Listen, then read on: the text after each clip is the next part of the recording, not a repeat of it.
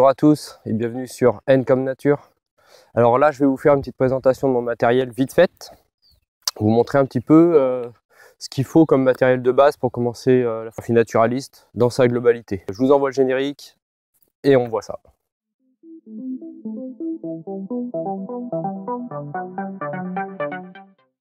Alors, pour bien débuter en animalier, il vous faut bien sûr un boîtier réflexe. Donc, moi j'ai pris un boîtier semi-professionnel. Donc on peut débuter avec une entrée de gamme. Moi j'ai débuté avec un... Bon, je suis chez Nikon, hein. J'ai choisi Nikon parce que c'est fiable et surtout parce que quand j'ai acheté mon appareil photo, il y avait une promotion dessus. Canon, je ne connais pas du tout, mais je sais qu'ils font du très bon matériel aussi. Donc moi j'ai commencé avec un entrée de gamme de chez Nikon, un D3300 que j'ai vendu pour pouvoir financer le deuxième, qui est un D7000, qui est un boîtier, disons expert, semi-pro, expert. Je préfère expert quand même. Et il suffit très bien. Franchement, il est très bien. L'autofocus est un petit peu mou, mais pour ce que je fais moi maintenant, à l'heure actuelle, ça va. Donc je suis encore, on va dire, en phase d'apprentissage de certains clichés, par exemple des oiseaux en plein vol. J'apprends à les faire. Je suis pas spécialiste encore. J'ai commencé avec un objectif de ce type-là qui était vendu en kit. Donc les objectifs de kit, c'est les objectifs que vous avez avec votre réflexe. Alors là, je parle d'un réflexe, mais vous pouvez très bien commencer avec un bridge. C'est pas un problème, ça marchera très bien. Évitez les compacts. Un bridge, c'est bien. Pour démarrer, c'est pas mal. Faites-vous la main avec, et puis après, voyez si ça vous plaît. Et puis, investissez après surtout. On reparlera de l'investissement en photo dans une autre vidéo.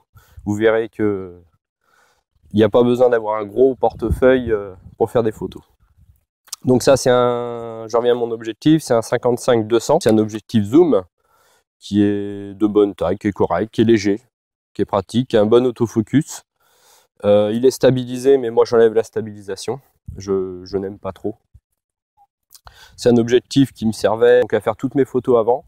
Et maintenant, il me sert à faire très peu de photos, mais par contre, beaucoup de macros. Je vais vous montrer comment je fais avec. Donc pour revenir à la focale, 200 mm, c'est vraiment très juste. Je vous le dis sincèrement. Si vous voulez vraiment vous lancer dans l'animalier, choisissez un 70-300.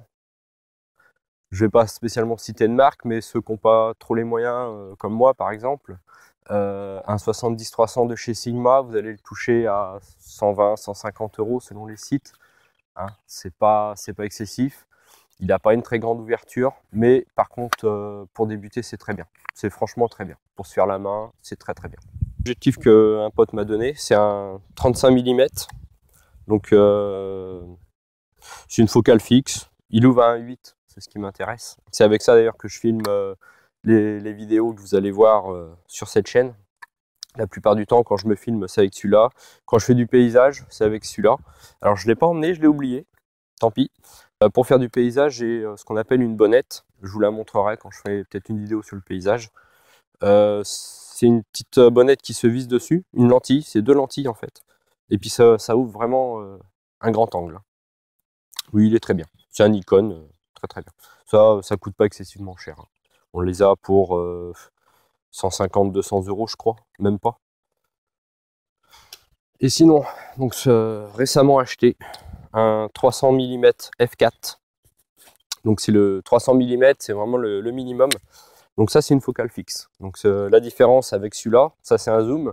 J'ai une plage focale qui va de 55 mm à 200. Celui-là je n'ai que 300 mm. Ça peut paraître idiot parce que je peux pas zoomer ou dézoomer en fonction de ce que je veux faire. Mais croyez-moi, en animalier, ça n'a aucun problème. Les animaux dits sauvages, ils portent très bien leur nom. Ils sont en général farouches pour la plupart. Pour photographier une mésange que j'ai photographiée cet hiver, je fais beaucoup de photos de passereaux, des petits oiseaux. Je suis à peu près à 4 mètres. À 4 mètres de l'animal et je ne l'ai pas en plein cadre. Donc c'est pas non plus énorme. Donc c'est un objectif de la gamme Nikon, en 300 mm f4. Donc f4 c'est vraiment une ouverture très grande du diaphragme. Il n'est pas stabilisé, c'est un très vieil objectif. Pour vous dire, c'est un objectif qui était sorti pour les appareils photo Argentix ceux avec les pellicules. Donc il est très très vieux. Je crois qu'il est de 87. Donc il est presque aussi vieux que moi. Un petit peu moins quand même. Et franchement, j'en suis très content, excepté l'autofocus. Il est vraiment vraiment très bruyant. Donc j'utilise beaucoup l'autofocus manuel. C'est pas évident. Dès que j'aurai un petit peu de sous, j'en prendrai le même. En plus silencieux au niveau de l'autofocus. Donc c'est tout ce que je peux dire sur cet objectif. Hein. Il a vraiment un piqué formidable, même à f4, hein, moi je le trouve bien. Il est un petit peu mieux à f8, mais franchement à f4 il vous fait un bokeh formidable.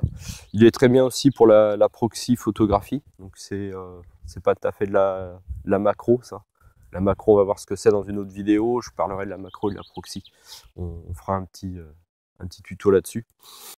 Alors j'ai aussi ce qu'on appelle des bagues à longe. C'est juste un petit tube. Hop, si j'arrive à le défaire. Voilà. Donc il y en a 3 au total. Donc, je vais vous le montrer. Voilà. On me voit dedans. Il n'y a pas de lentille. Je passe mon doigt.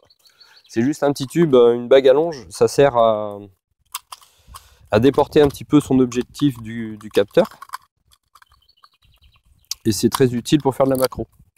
En fait, ça raccourcit votre distance focale minimum. Un appareil a un objectif, ça a une distance focale minimum. Plus la focale est longue, faut une distance focale, pardon, une distance d'autofocus. Plus la focale est longue, plus la distance minimum d'autofocus va être grande. Sur celui-là, sur le 300 mm, la distance d'autofocus, je veux pas dire de bêtises, je crois que c'est 1m50. 1m50. C'est-à-dire qu'en dessous 1m50, je ne peux pas faire la mise au point, même manuelle. Avec une bague à longe, donc il y a une 36, une 12 et une 20, on peut raccourcir cette distance à 1 mètre avec la 36. Donc c'est quand même utile pour faire la proxy, pour faire des photos d'amphibiens, de grenouilles par exemple. Ça peut être sympa, et puis comme il a une grande ouverture, ça me donne un flou derrière, l'arrière-plan qui est vraiment joli. C'est sympa. Mais souvent de fois pour faire de la macro, j'utilise le 200 mm. Je mets une bague à longe. Et là, quand je suis à 55 mm, je peux être à 30 cm du sujet. Et l'avantage, c'est quand je suis à 150, 200 mm, je peux être à 1 mètre du sujet et l'avoir vraiment un petit insecte en gros plan. Je vous mettrai quelques petits exemples de photos en même temps que je parle. Ça éviterait, vous voyez ma tête tout le temps.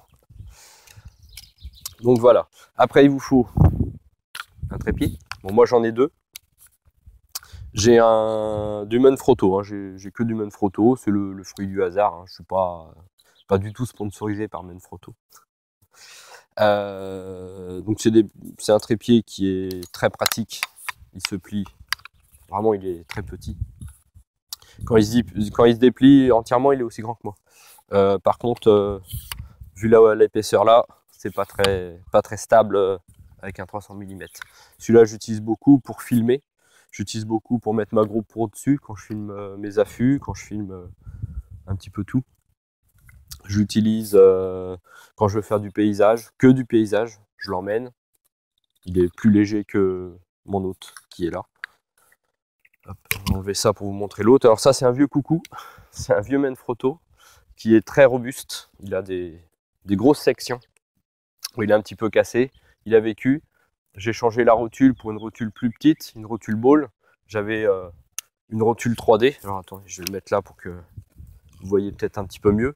J'avais une rotule 3D, c'est ça. Hein. C'est une rotule avec 2 ou 3 manettes pour tourner dans toutes les dimensions, dans toutes les directions, pardon. Et là, j'ai changé pour une rotule ball plus petite.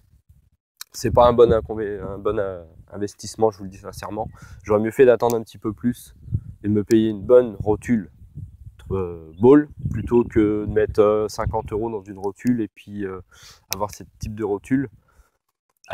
C'est pas qu'elle est mauvaise, c'est que par rapport à mon 300 mm, elle est pas très stable. C'est pas fluide. Oui, sur ce trépied, j'ai coupé la colonne centrale, tout simplement pour pouvoir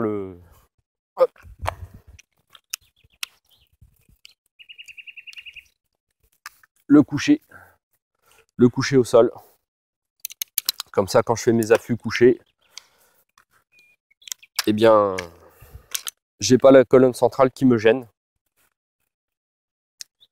Donc voilà, au niveau du matériel pour commencer la photographie, c'est à peu près tout. On va voir le matériel de base aussi pour le camouflage, puisqu'on ne fait pas de photo animalière sans camouflage.